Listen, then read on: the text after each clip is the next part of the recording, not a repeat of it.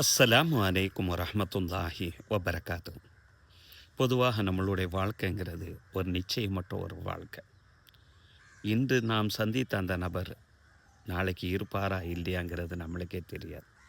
ஆனால் பல நபர்கள் நம்மளை விட்டு பிரிந்து சென்றிருக்கிறாங்க.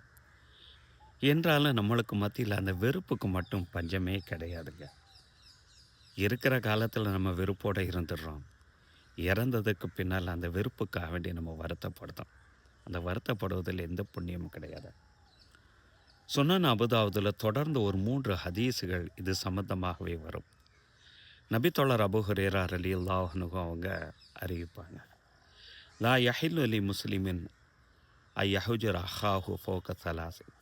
3 நாட்களுக்கு மேலாக எந்த ஒரு முஸ்லீம் தன்னுடைய சகோதர முஸ்லீமை வெறுப்பது அவனுக்கு ஆகுமானதாக கிடையாது. அப்படியே அவன் ஃபமன் ஹஜர் அவனை வெறுத்து அந்த நிலையில் அவன் மௌத்தா போய்விட்டார், இறந்து விட்டார், தஹலன்னார் அவன் நரகத்தில் தான் நுழைவான் என்று ஒரு கடுமையான ஒரு எச்சரிக்கையை நபி ஸல்லல்லாஹு அலைஹி வஸல்லம் சொல்கிறாங்க. இது சுனன் அபுதாவுதில் பதிவு செய்யப்பட்ட ஒரு ஹதீஸ். அடுத்து நபி ஸல்லல்லாஹு அலைஹி வஸல்லம் சொல்கிறாங்க, அதுவும் சுனன் அபுதாவுதில் தான் பதிவு செய்யப்பட்டிருக்கும்.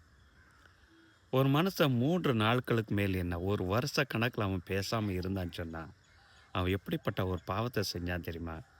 கசஃபக்கி தமி அஹீஹி தன்னுடைய சகோதரனுடைய இரத்தத்தை ஓற்றக்கூடிய பாவத்தை செய்து கொண்டிருக்கிறான் என்று நபி ஸல்லல்லாஹு அலைஹி வஸல்லம் அவங்க கடுமையாக எச்சரிக்கை செய்கிறாங்க. அதுக்கடுத்த ஹதீஸ் அபூ ஹுரைரா ரலியல்லாஹு அன்ஹு அவங்க அறிவிப்பாங்க, நபித்தோழர் இது சுனன் அபுதாவுது போன்ற ஹதீஸ் நூறுகளில் பதிவு செய்யப்பட்டிருக்கும். எந்த ஒரு இறை நம்பிக்கையாளரும் தன்னுடைய சகோதர இறை நம்பிக்கையாளரை 3 நாட்களுக்கு மேலே வெறுக்கக்கூடாது. ஏன்னா விருந்து மருந்து 3 நாள் தானே.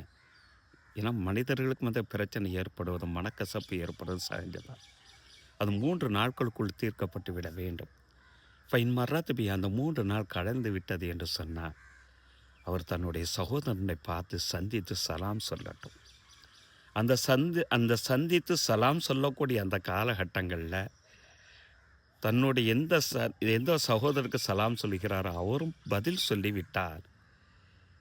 அவன் இந்த நன்மையினுடைய விஷயத்தில் அவரும் கூட்டானவராக ஆகிறார். 2 நபர்களுக்கும் உறவை பேணி அந்த நன்மை அவர்களுக்கு கிடைத்து கொண்டே இருக்கும்.